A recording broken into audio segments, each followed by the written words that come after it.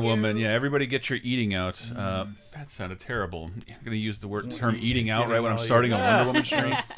I know, right, Henry? It's gross. Vaginas.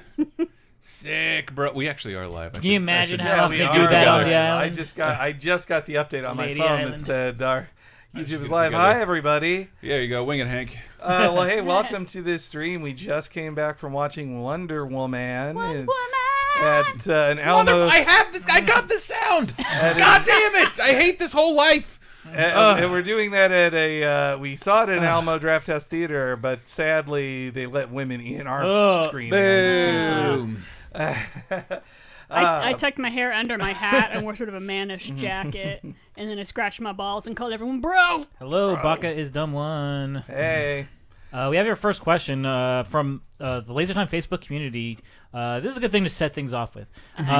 Danny Man asks, as people with mostly Marvel affinity, is there different fan reaction from seeing things you may like, DC, and things you love, Marvel, brought to the big screen? I never separated my love for DC or Marvel, and I'd love to get that out of the way, because being critical of DC's movies does not mean I hate DC, so please shut up about it. It's not our fault this is their first good movie. Well, has this officially started yet? Or we yeah, really? I'll we are answer that officially. question. Oh, hold on. Yeah, in case for the people just watching us, we are doing this for our podcast. This will be in next Monday's episode.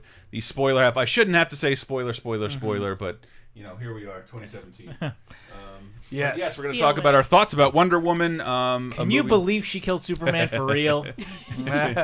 But yeah, I am not just a Marvel fan, so just because I was a DC fan first. Yeah, like DC movies were big before Marvel movies were big, and like I read Superman, Batman, and Wonder Woman before I ever picked up a Marvel comic. So shut the fuck up. And I'm not much of a comic reader. I have no loyalties. Yeah, this is the closest thing I have to a loyalty is to the character. I didn't know shit about what company owned what until it started becoming the Marvel thing. That's kind of why I love talking to you about it, Dee, is because I like your opinions on the. I like you hating on Batman and Superman with this because it comes from an objective point of view. Someone 100%. who's not totally invested in seeing these characters rule. No, no, it's because they're bad movies. Yes, they're bad movies.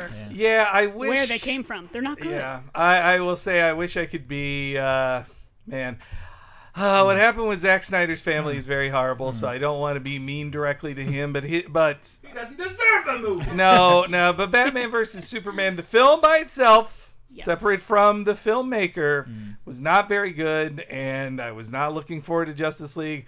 Now I'm slightly looking more forward to Justice League after seeing this. This is easily the best DC Extended Universe film to this point. Yeah. I would absolutely say that. I don't even have to think about that. Batman versus Superman drove me insane. It's not even the direction that drove me insane. It was the writing, the way characters were so inconsistent. Yeah. So, oh god. I echo Connor Wade in the chat says best DC film since Dark Knight.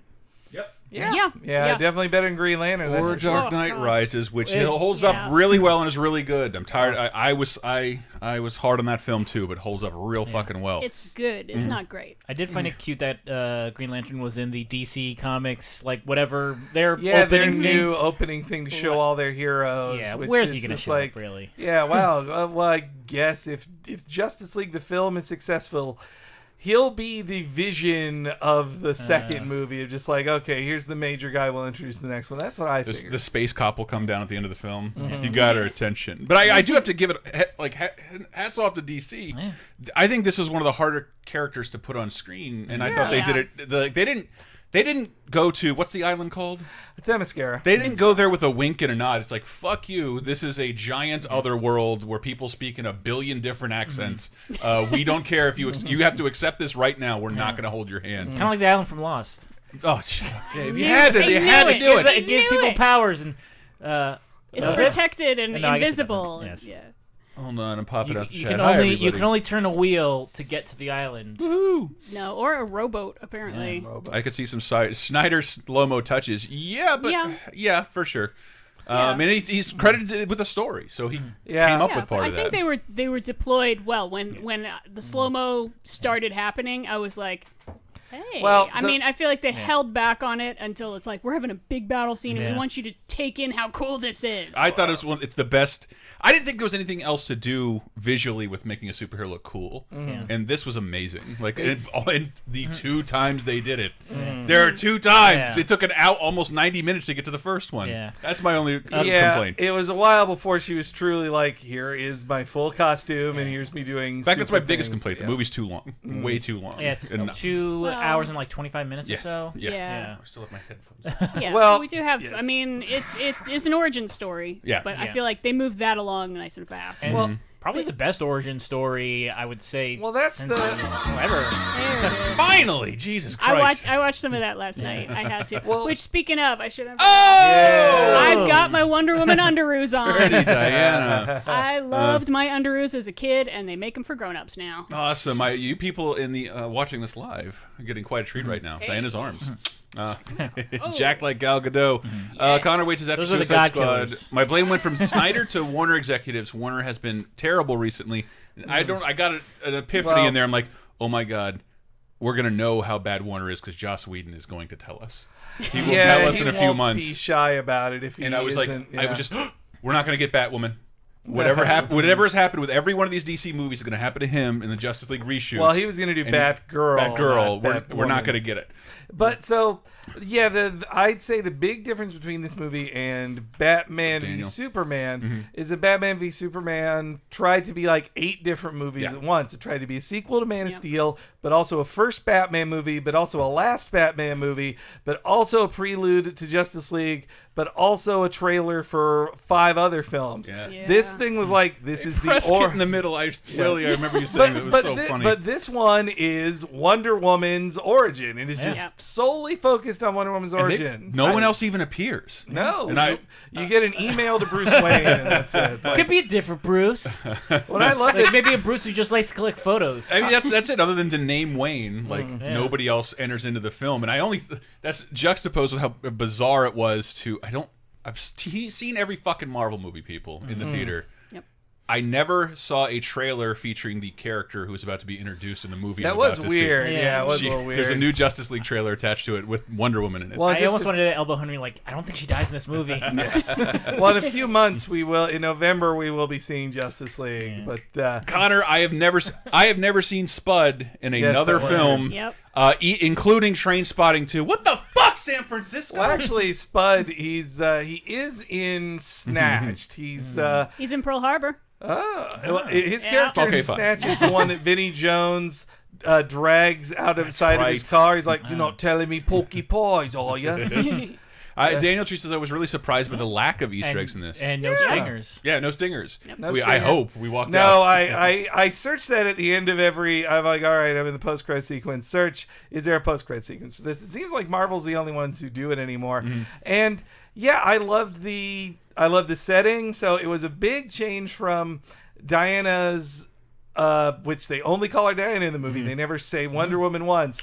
Yep. But just like how they never say Superman, they say Batman in Batman v Superman. They're all very close. Batman's "You're the so Batman." cool! Yes. But so in the original thing, she was created during World War II. She killed Nazis more than any other DC superhero. She was and she was in the red. Like, she has a Star Spangled Butt because she loved America so much. So she's not American. She's like, I'm fighting on the American side with Steve Trevor in World War II. They changed it to World War One. So I did want to ask you about that. Does that reflect another famous Wonder Woman story? Because I don't know a lot about that. Not really. Pretty much all of them. I mean, I'm certain there's been an Elseworld story that's set in World War One. Sure, I'm just like, why World War One? I have to remember, like, go get those Nazis. They're not Nazis. They're not Nazis yet. Yeah, which just, I mean, my big Take thinking, that, Kaiser. Take that, because they said the Yeah. Germans. Take Yeah. that, Germans. Yeah, my big thought on this, and I'm sure we're going to talk about this a whole bunch more, is it was to differentiate it from Captain America.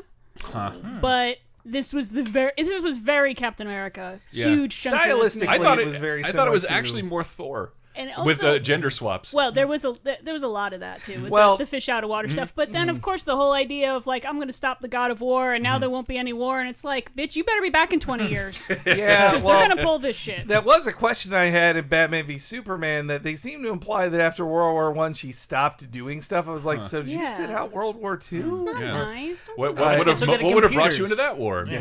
But that she, so I looked up a couple quotes, like Patty Jenkins basically explained it as that they didn't want it to be set in they wanted to be set in a more unfamiliar place, and that also this would be the first World War, that it would be like Ares would get involved in the First World War, and that would be when he would cross the line. It is the first big one. Yeah, and the World War, she also said, Patty Jenkins also said, World War II has been so heavily covered in all these other films, in popular films, unlike World War One, so it gives you more fresh stuff to deal with. So like, Nazis again. No, I think that was a good choice, because I agree, World War One hasn't been covered very well. Definitely not recently. But I don't. It's not as sexy as World War. I had to keep reminding myself. It's a meat grinder. There's no running around. It's just sitting in a trench, when they go to and No everyone Man's gets Land, killed. that's when it gets metal. I love when they show off No Man's Land, because I remembered it from fucking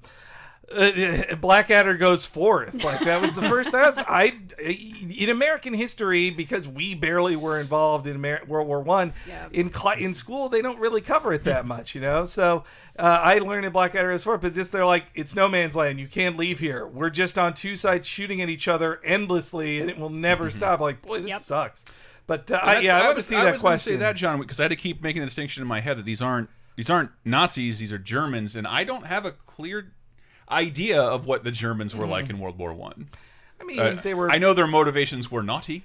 There's people trying to take other countries. But when I think of Nazis, them, I think of chambers and genocide, and I don't think we have that. In genocide really wasn't on the order. I mean, it was indiscriminate mega death, like they say in the movie, 25 million dead. Like, mostly French, almost all of France. Well, I mean, really, what the Germans got into it. If you really want some history, the Germans got into it because it was pretty much a preemptive thing. It's like, well, everyone after the Archduke is killed, everyone's allies are ramping up and threatening each other, and they thought, well, Russia's about to come after us, so let's beat them to the punch. Fuck you, Russia. Oh, wait, but we can't have two fronts, so how about fuck you, France, too? Let's do that, and Belgium. We'll just get everybody, and we'll hit them before they're ready to hit us. Well, and France and Germany didn't quite work out, which also brings me to my big problem with the movie. Ludendorff's a real guy. Yep, he is. Oh, is he? Or was. General Ludendorff was the Supreme Commander. You mean Lupin? No. The Supreme German commander. The other guy. The guy who smells things and becomes super strong. Yeah. Oh, really? That's Ludendorff. He's a real guy. Could we not give him something else? Like, make up another name. He's so cool. I just give him a different name, because that guy actually lived through the war, and it's almost kind of unfortunate because he helped the whole the stabbed in the back idea, which brought us to World War II. The idea of Germany wasn't defeated; we got fucked over.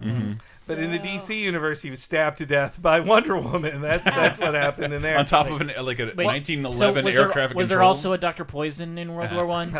Well, in the reality of the DC extended universe, that's how that one went. I do, Scott V. I wonder that when it's an odd question. Diana, an Israeli actress, portrays an Amazonian superhero named Diana in a blockbuster movie. Any thoughts? The happiest little girl in the world. It got it banned in Libya, I believe. Yeah, I think Lebanon. Yes. And it's not just because she's Israeli. She was, because she's Israeli, she had to do 2 years in the army. So she was in the army while there was action going on. So it's like she was part of the thing that was attacking us. It's like, okay.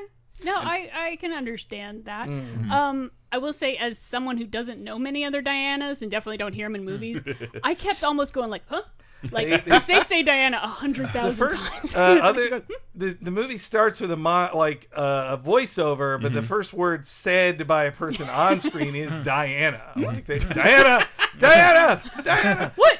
But what I do? I also loved all the Amazons. I'd read she cast a lot of Patty Jenkins cast a lot of professional women athletes to be like, no, you are going to be sporty badasses. This is a boon to stunt women. And that opening sequence was astonishing. The opening training sequence? Yes. Yeah.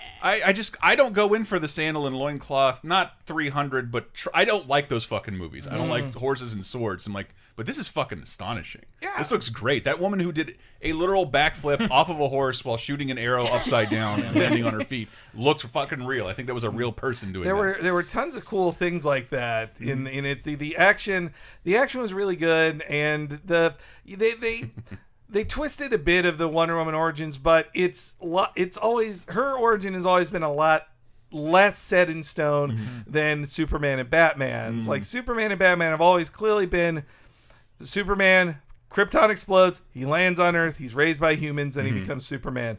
Batman, his parents died, then he trains to become Batman to fight all crime. For Wonder Woman, sometimes she is born traditionally on Paradise Island to Hippolyta, and she then becomes the ambassador to humanity, and then other times she is molded from clay and given life, and goes to Earth and goes to another the Superman world of alien men. god. And goes to the world of men to fight Ares, and there's tons of different variations like that. Sometimes she's tied to World War II. Other times she didn't appear in DC Universe until 5 years after Superman first appeared. It's all very different. Like Themyscira became the official name for it in the 80s. It had always been Paradise Island, but after Crisis, they wanted to be like, no, Paradise Island sounds too dorky. We need, or it doesn't sound like something a Greek god would name an island, So they went with Themyscira, which is what it is in the movie. I want to reiterate Vinny's comment. Logan and Wonder Woman may end up being my favorite superhero films of the year, unless Justice League is also great.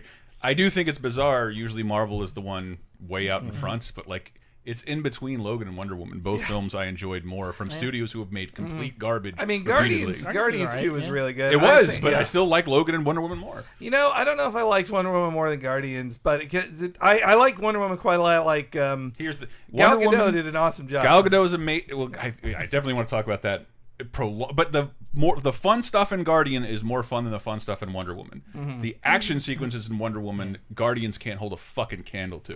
There are not even really any great action sequences in action's Guardians. It's more about goofy conversation. And if I was writing a review of it, my fucking hack ass headline parodying a song title would be "This is what it looks like when gods fight." because that's what it felt like. And that's the only distinction between the DC universe is that these are gods for the most part. They're not you and me given a metal suit or one ability. They're fucking gods, and I don't think Zack Snyder conveyed that very well visually. Vandelica has a great point. Like, I like that other Amazons also had Gal Gadot's accent for continuity. That was a cute idea. Does she have a And natural that kid. accent? That's her pretty accent. much She's a regular Israeli. accent. I've only seen her in one other movie, which the second they got to the setting of the last sequence, I'm like, do not put Gal Gadot next to a runway. Don't do that. Don't do that. It's so sad. It says spoilers, people, up on the. No, you're not watching. You're listening. Yes, this is spoiler right now. But anyway, Gal Gadot, awesome. Yes. Yeah, she was awesome. She was I loved her. I loved her interacting with Man's World. Like that was always that led to some fun stuff. They Etta Candy was really great too. As Dawn from The Office. Yeah, she was very lightly used, but I liked her a lot. But her action, Diana was the start of Diana's career. I would like to see a Wonder Woman film, a solo film that takes place now or when she is a professional, but this was more her finding her feet. Yeah. But it was like her first day on the job. Yeah, totally. Yeah. That she is naive and she's just like, oh, but I also did like that they establish. No, I read books. I know what a dick is. Like I know. You wouldn't like this book about dicks. Yeah. No, I was thinking about that because we just talked about Fifth Element on 30/20/10 plug. Yes. And I watched a really good video about sort of the trope of the naive, childlike brain in a sexy woman body that you see in something like Fifth Element. Yeah. And so I was worried it's going to be like, kissing? What does that mean? Let me show you. And it's like, oh, please don't. But she was like, no, I got it. Yeah, no, men are inessential, whatever. Yeah. Whatever. Yeah, now, sleep with me. Yeah, I know what you're talking about. Yeah, it's like, and they're playing with the different meanings of sleep with literal sleep or it's just like, I know what a dick is. There was a big male gaze inverse, says John. No, the film needed a scene where Chris Pine was nude. Like, they needed to sexualize him more than she was. Like, I'm glad he got all that Star Trek fat off.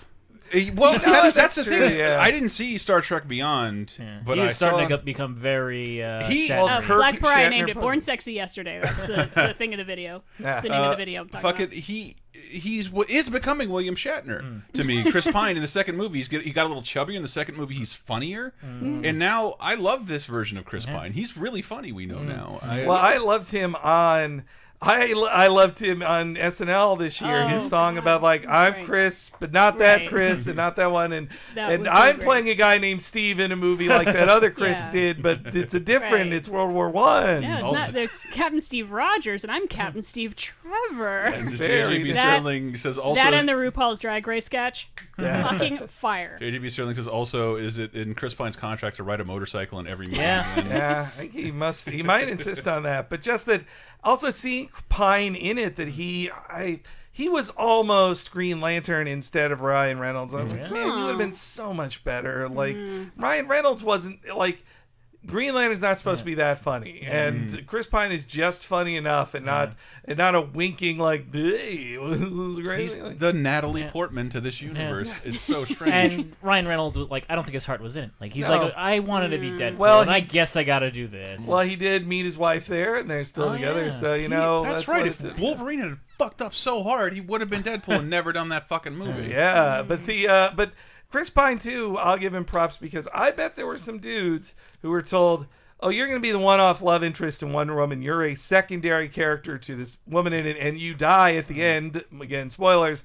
I bet there were some male actors, stars, who were like, no, I'm a star. I'm not the love interest of Wonder Woman. I don't sacrifice myself and not show up again. I'm a star. But Chris Pine didn't have, like, it felt like a thing that he didn't have the ego to say no to that. I really like their dynamic, by the way. Yeah. It wasn't what I expected at all. Yeah. But you know what I didn't like?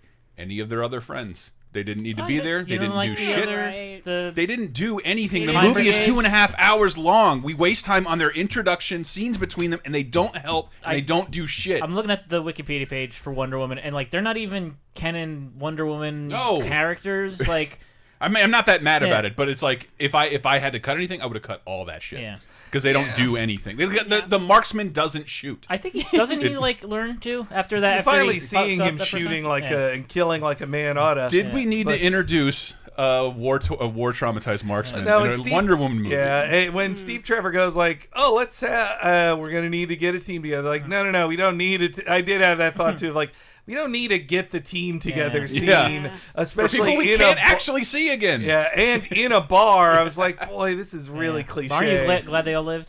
Yeah, well, you know, I did find out Sammy, he actually is a comic book character. I don't know about the other two, but I think they might all have been in the Blackhawks comics which were just they were not superheroes. They're guys who flew planes in World War II. Apparently, Sammy is a secret agent who's a master of disguise because he put on the turban. That's like I drove a car. I like his line, like I wanted to be an actor, but I'm the wrong color. Like, which they didn't really go anywhere with. Well, you can only deal with racism so deeply in one of these movies, you know. And what was with he got the little moment, and the chief got the little moment of like. But he got to speak a different language. Why are all the Germans English all of a sudden? Yeah, I like that he's like, I'm undercover. This is my German accent, other Germans. Wow, because I thought that was German. I thought that was brilliant. He pulls up the dude and is like, I don't have an invitation, and since Chris Pine can't speak German, he starts speaking English in a German accent, so the guy won't ask enough questions. But then everybody in the rest, all the Germans in the rest of the scene speak English. I kind of got the feeling it's like we're getting the Babelfish version, you know, where it's like they're actually speaking German. We just don't want to bother them. I would have got that too, except for the focus on other languages in different areas of the film. Yeah, when she speaks Chinese to Sammy, you're just like, well, okay, then it does hurt your ability to think, oh, wait, when Germans are talking to other Germans, we're just hearing English instead of Deutsch. But but also, the Dr. Poison, she was pretty lightly used. But cool design, though. I like the whole ceramic mask thing. The human tool video. Yeah, I can't wait to see that at like cons and stuff. It's simple. Besides the fact that you need to have. And well, you know, another reason I liked them moving into World War I or the 1910s is because the stuff against women, especially she goes into British society and all these things that like a proper woman would do. It's even stuffier than it would have been if it was like 1943. You know, that's very true. They did throw in the one line about suffragettes. Yeah, I think they were running with some of that imagery too. The idea that everybody knows about like a suffragette. Everybody knows about suffragettes from watching Mary Poppins. Steve Hampton is saying, did anyone else expect the chief to automatically start growing? Nah. that would have been so great. That would have been amazing. Enough, Chuck. So they got to have a scene of her having to put on almost Victorian style dresses and just like, how can women move their legs like this? And also they got to be even more offended by like a bare shoulder. Oh my, oh my, oh. And I wonder how British, if any UK viewers are on here, like, did you guys have an extra good laugh when she's like, when they get to London, she's like, "This is hideous." I mean, there were dumb moments like that. It was also, but it was on fire at that point. So, well, I liked that. Okay, there were dumb moments of she just wakes up. He's like, "Hey, we found a barge. They just took us to London." Like, oh, cool. Because you got to London overnight from Themyscira. From like the Bermuda Triangle. Well, wherever, yeah. You crossed the Atlantic during wartime. Yeah, pretty easily, seemingly, in this sailboat. Again, in one night while she was asleep. That was dumb. Yeah. But they just had to speed shit up. They're like, we got to get him to London now. And Vandical is saying they needed the team for the Native American character to tell Diana his people took his people's land to plant the idea that humanity is warlike, even without Ares. And I wanted to bring that background because I think it was you, Vandical, that said, thank God the marketing machine didn't ruin Ares. Yeah. I don't. They held that back. And we didn't know that before. No, I didn't. I expected a tease of Ares for future films and just saying like, oh yeah, Ares was behind all this. If you've read modern, I don't know shit about Ares. At least from the George Perez run onward, which was like 1987. Ares has been her main mega villain. Like Cheetah is her Joker, but her Ra's al Ghul, her world conquering threat, has always been Ares because she was an ambassador of peace, so of course her arch nemesis would be the god of war. And that basically is his costume in the comics, that giant helmet with the horns on it and shit. That shit. The Dark Souls character? That was fucking and rad. He always throws swords at her, like which is kind of just like, I'm throwing dicks at you. Like, it's all the kind of imagery at it. So that was a pulling up of things. If you want more things that were in the comics, definitely her war with Ares was very much like from the George Perez run and other runs too. And on top of that, the bit where she's eating ice cream and is just like, oh my God, this is awesome. Like that is how she's introduced in Jeff Johns' Justice League series and the one he did with Jim Lee. One? Yeah, the new, it's called Origins. In it, she's like, ice cream is the greatest, humanity is the best. But so the one where she ends up being with Superman. At first she's dating Steve Trevor, who in that is just a U.S. secret agent. And I should have realized that was definitely Steve's death knell, that they had sex. I was like, okay. Looking back on it now, it was them going, well, they should consummate their relationship if he's gonna die the next day, so then she can have more of a connection to him when he's dead instead of Friday the 13th movie. Unlike Steve Rogers, who's just like, I'll get you that dance someday. It's like, oh, so did Steve Rogers like get frozen a virgin at the end of Captain America? Yeah, I bet he did. yeah. Well, no, you know what? I don't think so because he went on that road tour as Captain America, like punching Hitler every night. He had to get. I'm betting he had some ladies on the Chorus road. girls, huh? Well, I was thinking fangirls, The but USO also roadies. groupies, but also chorus girls. I bet a chorus girl deflowered him, like someone like 10 years his senior. I'm just writing fan fiction now, but anyway, I disagree. But anyway, back to. I mean, it's hard to not talk about Captain America because this it is a movie very hits Captain a lot American-y. of the same beats. Captain America, the first Avenger, to be specific, not the other ones. But it's just that it chose to, whereas Captain America needed to be set in World War II, in both because of his canonical origin and because it's the nature of who he is. There wasn't a need to introduce Wonder Woman here. It was a deliberate choice. I mean, it's some of the similarities I'm talking about is we have basically a Red Skull. We've got a super plane we got to catch up to that's going to kill everybody. I'm still trying to wrap my head around it. Sacrificed by a Captain Steve in a plane. Yeah, he's going to sacrifice himself. I don't hate it or anything. I'm trying to wrap my brain around why they chose. Well, those guys are basically Howling Commandos. Well, it's also that Diana's appeal as a character in Batman v Superman even was that she was an old soul who's like, I've seen this a lot, buddy. Like you're not impressing me, Bruce Wayne. Is it only to explain her outfit? Well, she needs to have been alive for 100 years too. So that's. Then that is like she is more than 100, so they need to set her there too. Like she needs to be more godly than them, and be like, I've been around the block a few times, Bruce. So I was worried that with Chris Pine in this that it would be what was it you call it with Lilu in Fifth Element, where it's like this woman has never met a man before, and the first man she meets, she has to sleep with. Exactly. Well, and she does. Yeah, but she read those books, so they, she's they earned it. I think they earned it a lot more than Yeah. sort of like, love, what is love? Yeah. I mean, tell me about this. But she did think marriage was stupid. Yeah. But she is like, well, I learned every language, so I would also learn what sex is. I mean, how fucked up would it have been to introduce Wonder Woman during Vietnam? Yes, But you could have, you kind of could have. But the sex book scene, I think that might have been my favorite, non-action scene of the movie. Did you bring Yeah. it? Well, in 1917, where were you going to get anything like Yeah. pornography? Like, Oh no, there was plenty. yeah. There was. Actually, the one Just thing different. I hate, that they had the score playing underneath that. Like, you have the music score underneath this awkward scene where they're lying together in a boat, discussing what sex is. Vinny weird. says props to Patty Jenkins. Yeah, I'm on her IMDb now, and I just still find it unfathomable she didn't make another film after Monster in 2003. Apparently, after Monster, she chose motherhood for a bit. She got pregnant. and Loser. apparently- Yeah. That's why these dames can't direct. You They gotta gotta make that have money. babies all the time. That couldn't have possibly helped her with this movie. Nah. No, but she says she's dreamed of directing a Wonder Woman film, and Nice. but a film production is very giant, so maybe you want to spend times with your kid. That you don't want to be gone from your child for 2 years to make a movie. Though Yeah, but at the same time, they're giving huge things to people who've barely proven themselves. Yeah. Yes. Godzilla's directed by pretty much a newbie. Jurassic World was directed by pretty much a newbie. No, that's the dumbest The shit. of director people safety saying, like, not guaranteed. Yeah. How did Yeah. you make that connection? Can you believe they took a chance on her with what? I kept seeing a tweet about that Yes, where it's well, like, everybody was taking Yeah. it to the Hollywood Reporter for that headline because I love what the Russo brothers did in their 2 Captain America films. I can't wait to see what they did in Infinity War.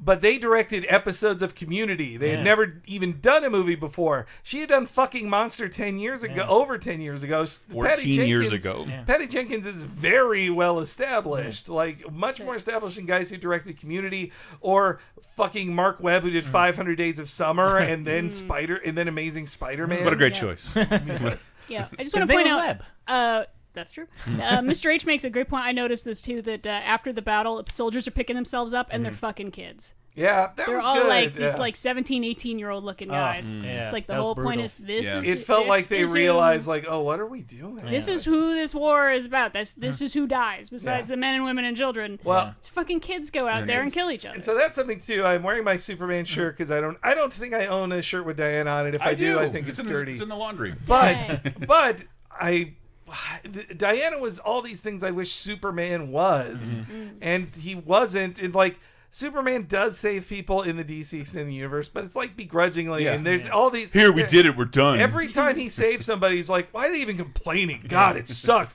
Being Superman's dumb. It's so hard. In this, Diana isn't It's so- fucking no. whining about Yeah. shit. She's Yeah. just like, we have to help these Yeah. people. And they Yeah. keep saying, you can't help everybody. And then eventually just says, like, I'm sick of hearing you guys telling me I can't help anybody. Fuck this. Yes. I'm going to help people. Like, I thought you're exactly right Yeah. on that. That Yeah. when she said that, I'm like, that's everything Superman should have been. yes, yes. It's so annoying he wasn't that. And it's just... It makes you wish somebody else had control over Superman than Zack Snyder.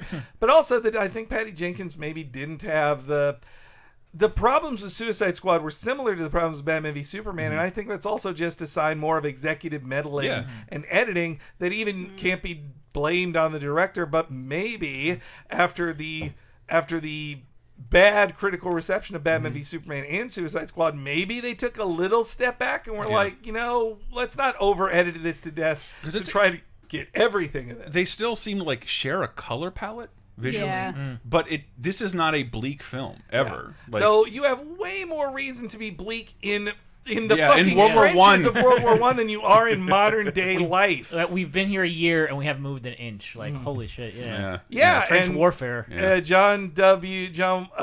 has a great point that like the last shot of Diana leaping into the air was the best Superman shot in years. Like, I love that every superhero film has to end with the hero shot, and that was so much better. Like, well, actually, not every superhero film has to end with a hero shot, because Batman v Superman ends with fucking dirt, casket. dirt on a casket. Ooh, Most boy. famous superhero of all time. Do you think he's coming back?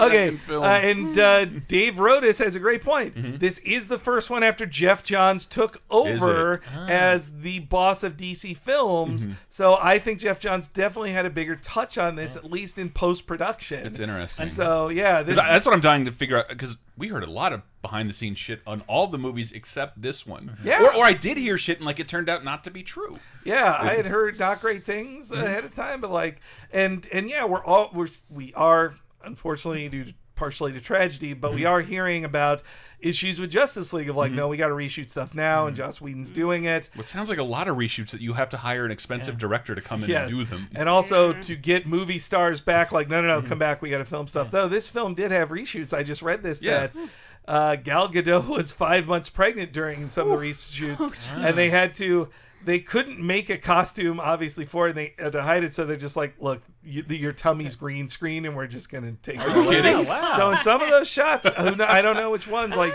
she is 5 months pregnant. We're gonna talk. I'd love to talk about Gal Gadot, because I don't know. I never really noticed her in Fast and the Furious, but she's an otherworldly looking, beautiful creature. Yeah. And it's every time I saw a picture of her, I'm like, really, her as Wonder Woman? Now you say she's pregnant? Like, yeah, Wonder Woman should be thicker. Well, in Let's see the belly. drawings of Wonder Woman, I like her to be a little more bulky and musclier than Gal Gadot is, but that I don't want to judge her body too much. No, I'm she down was to do in it. incredible shape.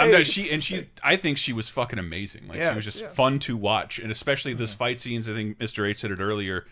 I don't know if I have another favorite fight sequence in a superhero film, other than maybe Civil War, because you got 10 of them. Yeah, but like if she was in Batman versus Superman for a longer time, I would have been annoyed if it happened in modern times. But the fact that this is during war, that like every guy she meets is just like completely slack-jawed, it makes sense in that. They haven't seen a woman not bleeding to death in a long time. So, and I also love her moving her legs in the dresses was so good. But then her going into multiple rooms, they're like, a woman is. Yeah,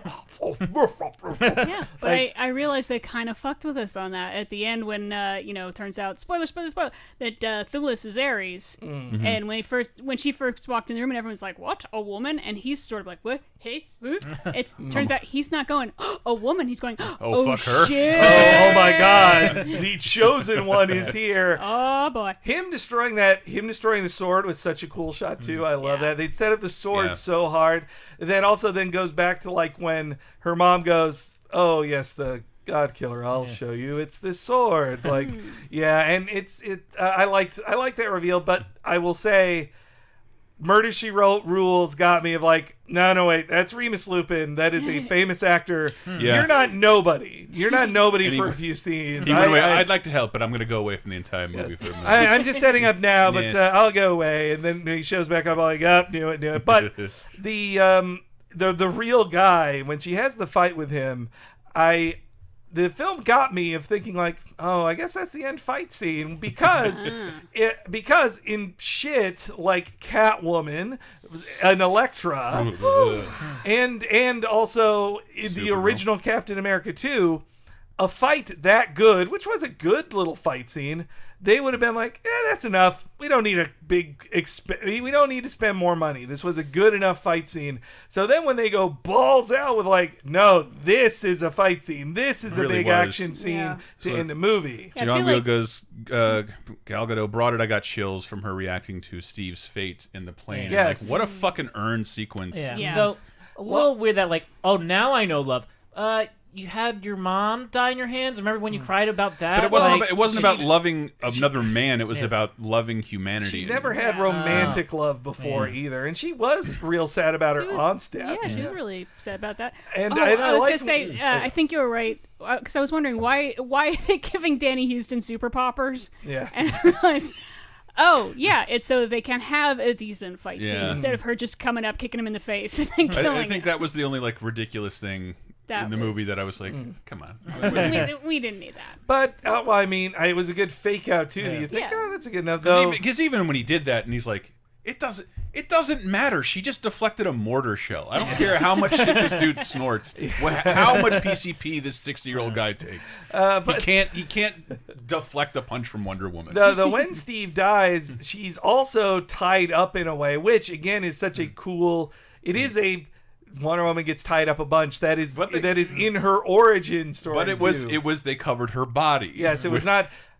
Steve's first reaction with the lasso, that was sexual as hell. Just like, this is ooh, it hurts. You women all surrounding me that tie me up and make me sick. Yes, it wasn't her mother. It was her mom's sister. And I appreciate that they had Connie Nielsen and Robin Wright, women of a certain age, because Amazons are ageless. You could make her parent. You could make her mom 20. Robin Wright pretty much get away with is it. ageless. Well, and she was awesome. I hate to say it, she's responsible for one of my favorite sex scenes in the universe from House of Cards. I'd rather not explain it anymore because it happens while Kevin Spacey is crying. In our Facebook community, Scott Verlay asks, actually, is there time dilation on Themyscira? Looks like the Amazons shows up to fight the parademons in the Justice League trailer. They imply that those Amazons are ageless. When they say Hippolyta beat Zeus or helped Zeus and did all that stuff with men, they're like, that sounds like it happened in like 3000 BC. So, and the reason they also said Diana's the first child they've ever had there because she was sculpted from clay and born. So all the rest of them have just been around together for thousands of years. Probably have all fucked at one time or another. But they all read the book.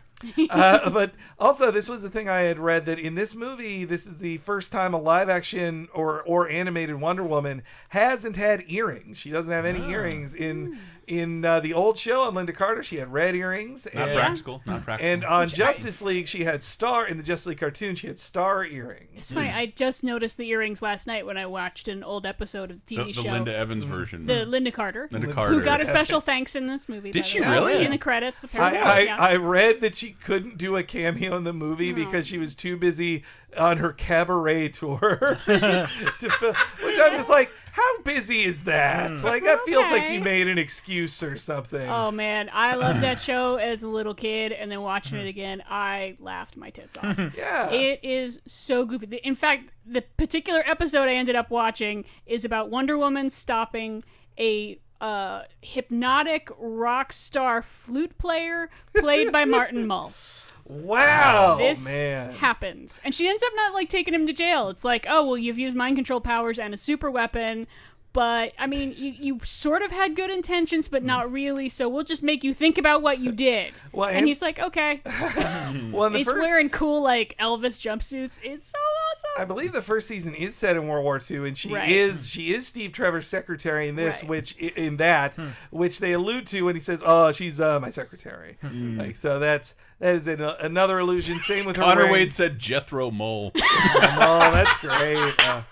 Holy shit, Connor. Connor. Oh, yeah. Azaz is saying that they thought there'd be an Easter egg of Wonder Woman's invisible plane, but nowhere to be found. Not really many I mean, they were like the ones I just mentioned. I swear to God, I had my fingers crossed. Like, just crash it once. Show us an invisible plane. I dare you, please. I mean, they had to get rid of some of the goofier stuff. They made the lasso, as Connor said, they made the lasso look cool. The lasso could have been goofy, but she used it better than Indiana Jones uses a whip. Like, just the way she was...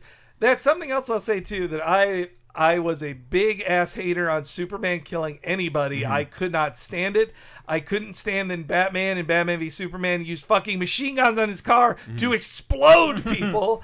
And in this, Wonder Woman kills at least 30 people. She does, and I remember thinking about that. Why does this feel so refreshing? It's because I can't really separate myself that these are Nazis, not petty criminals. She hesitate to kill them because she thinks they're under Ares' control. She doesn't love killing people, but I don't have a problem with a killer Wonder Woman because she is a warrior trained by people. She's always been written as just like, if I have to, I will cross this line. You won't, Superman. I will. And so...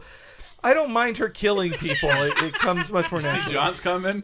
John Wheel goes, you can't prove there wasn't an invisible plane in the film. Anytime she jumps, she's in that plane. Though I thought it was strange she never used that like the big sonic boom that she does when she claps together her gauntlets. In the beginning, didn't she? No, but like, wouldn't you want to use that on the battlefield? Well, it seems pretty effective. It was very... unpredictable. She only really unlocks her true Wonder Woman powers in her fight with Ares. Yeah. Like that's something too, that in the beginning when she bleeds and when other Amazons just get like shot, I'm like, oh, bullets just stop you, huh? But so she wasn't as powerful as I thought she'd be, but then it felt explained enough because I was like, wait, she is definitely not acting as strong as she was when she was fighting fucking Doomsday in BDS. So when she unleashes on Ares, that's like, okay, this is her now. Now she's gone Super Saiyan or up to the next power level. So yes, exactly. Mr. H says it right there. Super Saiyan scene. Chris Capel's pointing out the great ice cream scene is directly from Jeff Johns. Yeah, I New said 52, yes, Justice League, incidentally, and Randy Maas pointing out Patty Jenkins said Wonder Woman treats murder like putting down a suffering animal. It's something she doesn't want to do, but to do it when it has to be done. That's a really good way to put it. Yeah, I figured she Randy. kills to protect How do you know others. DC characters so well? So I thought they were going to, if this was a Marvel film, they would have tied Ares to being working for Darkseid or something, and they didn't do that. They're just like, no, Ares is Ares, and she killed him. Did you have an inkling of who they were going to use as the villain? I knew Ares is the biggest movie type villain she could face. Cheetah suck. Well, Cheetah doesn't suck, but she's not. She can't destroy the world. And you don't think Ares is dead forever? He's a god. It's also hard to say with a god. He could easily reform himself. And you didn't see a body. You have a time break. Well, because he explodes, but they. But you know superhero rules. If you don't see a fucking body, it's coming back. With gods in the DC universe, they come back because they're more ideas than in flesh. They're easily reborn. It's a beautiful statement. It's same with Thor in the Marvel universe too. So Ares could easily come back. Nobody ever stays dead, but they set up in there that Jared Minute says Cheetah sucks, Andrew. You can say it. Look, I like Cheetah, but I like, especially when Cheetah's written as like, well, I'm not as strong or as fast as you, Wonder Woman, but I have magic claws that can cut you. Meow. Scritch, scritch, scritch. Well, I enjoy this movie. If I'm spoiled, it's easy peasy. I don't know what that we means, should have been but watching it's one of those. It's one of those no, films. he means that he hasn't seen it yet, but we just spoiled it for him. Well, there's warnings everywhere. But I can't wait to see it again. There's not a lot of films I walk out of where I need to see it again. I'd watch it again. It is way better than Man of Steel, Batman v Superman, and Suicide Squad. Yeah. And just it was the hope I had after Batman v Superman. The nicest thing I said was I felt Wonder Woman ruled for the 8 minutes she's on screen in that movie, and this my only fulfilled that promise. positive takeaway from that whole fucking film. But in just those fight sequences, I cannot get over them. Yeah, I can't they were unlike anything I've ever seen before, and seeing Gal Gadot's face attached to it the whole time, I could see some CG trickery in there, but these long shots of her doing a lot of real stunts. When she jumps up into the bell tower and the bell tower just explodes, like that was so great. It was all these or that flying knee out the window. It's so great. And it just had a more exciting spirit to it than like Superman. His fights in his movies just like, I'm just punching you, I'm so mad, punch. And same with Batman, he's like, I'm beating you to death. I'm Batman. Wonder Woman is, you'll get punched a few times, you might ride a zip line, but it's Batman. So it gives me hope for what the Justice League film will be, but that is a Zack Snyder production, which this was not. John Rodriguez agrees with you. I also did want to give a shout out to the screenwriter. The screenplay is credited to Alan Heinberg, who also was story by credit with Jeff Johns. Tell me about him? Alan Heinberg, when in one of many DC relaunches, after Infinite Crisis, they rebooted Wonder Woman, written by Alan Heinberg, who is a lovely gay dude who wrote for the OC. Who was a big-time Hollywood writer, but was like, I love Wonder Woman so much, I want to write a Wonder Woman comic. Let me do it. And so he did a run with Terry Dodson and Rachel Dodson on the art. Wonder Woman has never looked like more hotter, but also powerful, and he even incorporated goofy shit of her being a secret agent named Diana Prince, who is a kung fu lady, and even added in her spinning transformation that had been taken out of the DC comics for a time. And so, so if you like this movie, I would suggest the Alan Heinberg run on Wonder Woman is a really good one to read too. Though so is the Phil Jimenez run, the Gail Simone run, the Azzarello run too. That one's a little grimdark, but I do really like that one. And The Gail Simone run is very good, and Greg Rucka has had many great ones. Is he currently on the? Yeah, the he's book? currently on it. If you, I would definitely suggest what just came out in a collected form from the DC Rebirth book, Year One, the Wonder Woman Year One by Greg Rucka and Nicola Scott on the art. It is very, very good. And I was hoping this would get a little gayer, like if we're. I mean, I maybe that's also because it was the 1917 and tribadism wasn't. It would have been fun if he'd be like, are they all tribadists here, or some other oldie time phrase to say lesbian? Are they lesbianic? Are they sapphic? Black Price says Artemis is the next villain. I'm you, but stronger. Yeah, that is Artemis in the Artemis. Because Artemis and Diana are the same person in mythology, just one's a Greek name, one's a Roman name. Yeah, in the DC Comics, Artemis replaces at the same time when Superman got replaced by four other Superman and Batman got replaced by Asbat. Artemis replaced her because in one version of, which isn't in this movie, in one version of Diana's thing, they have a contest among all the Amazons, and the one who wins the contest will get all the Wonder Woman stuff to then be the ambassador to mankind. Okay. Diana wins that contest. In the 90s, they introduced Artemis, who is tougher and cooler and better than her, and beats her in a rematch contest. And they're like, no, she's Wonder Woman now, Diana. You're just Diana Prince.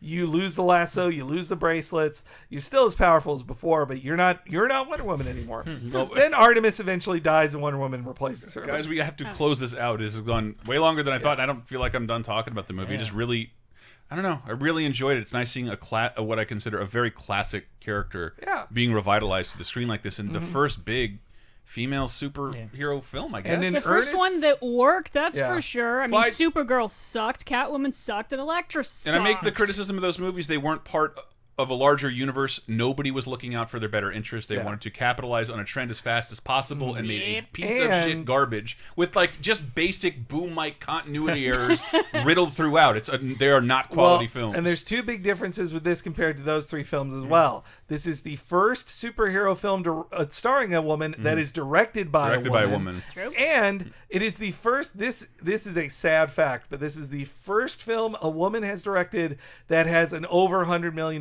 budget. Wow. Ever. At least according to IMDb, no woman has ever directed a film this expensive before. Yeah, so I think you're right. This had budget and a woman's perspective in the creative seat, which for a female-led film, it made more money than that. But Pitch Perfect did not cost $100 million. I'd say something from Catherine Bigelow, but she's probably under the $100 million mark. No, her movies are pretty cheap. Yeah, and same with like Punisher War Journal was the last superhero film directed by a woman, Lexi Alexander, and that was nowhere near $100 million. But it's so good. It's really good. Watch Punisher War Journal. It's a lot. Warzone. Well, we gotta go. We have to go, and this is obviously going in Monday's show, but there'll be a beginning where we talk about female superheroes. So you people watching us live, go back and listen. Make sure you listen to the show. Enjoy that. Then the break, and then you can leave. Then you stop. But go to the break at least. Come on.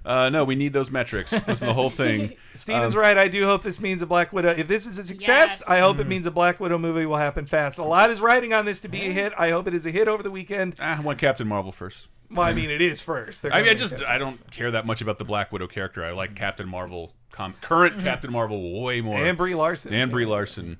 But that is it for this week's episode of Laser Time. You guys got an exclusive preview on our YouTube channel, youtube.com/lasertime, where you can also see a video Henry made a while back about the history of Wonder Woman. I did a superhero spotlight a little over a year ago for her, so it's a good little history on her with some classic comic book panels. Cool. Yeah, thank you to the Matt Cave. I didn't acknowledge you, but I love your name. But you can check out more at LaserTimePodcast.com. Diana, where can people hear you usually? Usually can hear me on 30-20-10. Comes out every Thursday, where we look back at this exact week, 30 years ago, 20 years ago, and 10 years ago in pop culture. We've got what's coming up this week. Predator, I think, is coming up this week. For me, a little bit of movie the final there. episode of The Sopranos, and I think is Yeah. the longest I've ever wanted to talk in a 2007 sequence. Henry, what can people expect from Talking Simpsons this week?